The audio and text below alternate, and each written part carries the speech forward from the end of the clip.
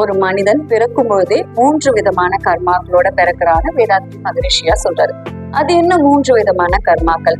First one ஆகாமிய கர்மம், அடுத்து பிராரப்த கர்மம், அடுத்து சஞ்சித கர்மம் அப்படின்னு சொல்றாங்க. சஞ்சித கர்மம்னா என்னன்னா, இந்த மனித குலம் தோன்றுறது என்னுடைய அம்மா அப்பா வரைக்கும், என்னோட அம்மா அப்பா, தாத்தா பாட்டி, அவங்களோட அம்மா அப்பா அப்படின்னு சொல்லிட்டு என்னோட ஜென்ரேஷன் போகும் இல்லையா?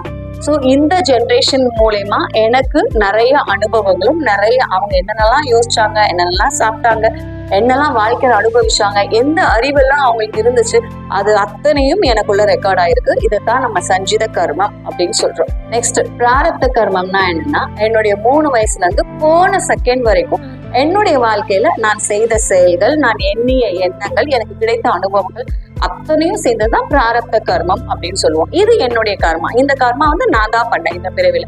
இதுக்கு முன்னாடி கர்மா கூட என்னோட மூதாதையர்கள் பண்ணது. பட் இந்த பிராரப்த கர்மம் அப்படிங்கிறது முழுக்க முழுக்க நான் தான் பண்ணிருக்கேன். நெக்ஸ்ட் ஆகாமிய கர்மம்னா என்னன்னா, இனிமேல் நான் பண்ண போற தவறுகள், இது வரைக்கும் நான் தப்பு நான் பண்ணவே இல்லை, இனிமேல் என்னென்ன தவறுகள் இல்ல என்னென்ன நல்லது நான் செய்யறதுக்கான வாய்ப்பு இருக்கோ அது அத்தனையும் என்னோட ஆகாமிய கர்மம் அப்படின்னு சொல்லிக்கலாம்.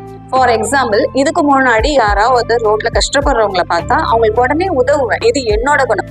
ஸோ ஃபியூச்சர்ல அந்த மாதிரி கஷ்டப்படுற ஒரு நபரை பார்த்தா உங்களுக்கு இயல்பாவே அந்த குணம் வந்துடும். ஸோ நீங்க உதவிடுவீங்க. இந்த கேரக்டர் உங்களோட ஆகாமிய கர்மம் அப்படின்னு சொல்லலாம். இன்னும் கெட்ட விஷயங்களை சொன்னோம் அப்படின்னா, கோவப்படுத்துற மாதிரியும் இரிட்டேட் பண்ற மாதிரி ஏதாவது விஷயம் நடந்துச்சு அப்படின்னா டெஃபினட்டா நான் கோவப்படுவேன். ஏன்னா கோவப்படுறதுக்கான வாய்ப்புன்றது ஜாஸ்தி.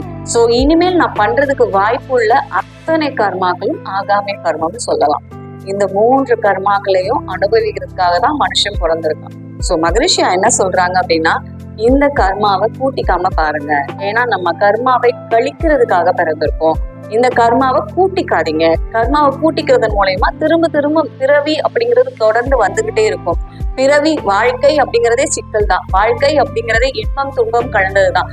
ஸோ துன்பமே இல்லாத வாழ்க்கையை நீங்க கேட்கவே முடியாது. திரும்ப நீங்க பிறந்துட்டீங்க அப்படின்னாலே துன்பத்துக்கு உள்ள வந்துட்டீங்க அப்படின்னு அர்த்தம். அப்ப துன்பம் வேணாம் அப்படின்னா எனக்கு பிறவி வேணான்னு அர்த்தம். என்னுடைய பிறவியை நான் முடிக்கணும் அப்படின்னா இந்த 3 கர்மாக்களும் இல்லாமல் முழுமையா அழிந்து போகணும். அழிந்து போனா மட்டும்தான் எனக்கு பிறவி முடியும். அதனால இந்த 3 கர்மாக்களை அனுபவிக்கிறதுல கவனம் செலுத்துங்கன்னு வேதாத்ரி மகரிஷி சொல்றாரு. உங்களால முடிஞ்சதுன்னா உங்க பக்கத்துல எங்க வேதாத்ரி மகரிஷியாவோட லெசன்ஸ் எடுக்கிறாங்களோ, மனவளக்கலை மன்றம் அப்படின்னு நீங்க போட்டீங்கனாலே வந்துடும். அந்த பயிற்சி மையங்களுக்கு போய் பயிற்சி எடுத்துக்கோங்க. அங்க சொல்லி கொடுக்கக்கூடிய பயிற்சிகள் அத்தனையும் முழுமையா எடுத்துக்கோங்க. வாழ்க்கைனா இதுதான், உயிர்னா இதுதான், மனம்னா இதுதான், இதுக்காக தான் பிறந்திருக்கும், இந்த பிறவியை இப்படிதான் முடிக்கிறதுன்னு சொல்லிட்டு ஒரு தெளிவான நாலேஜ் உங்களுக்கு கிடைக்கும். முடிஞ்ச அளவு பக்கத்துல எங்கேயாவது இருந்ததுன்னா வாய்ப்பை பயன்படுத்தி படிச்சுக்கோங்க. தேங்க்யூ.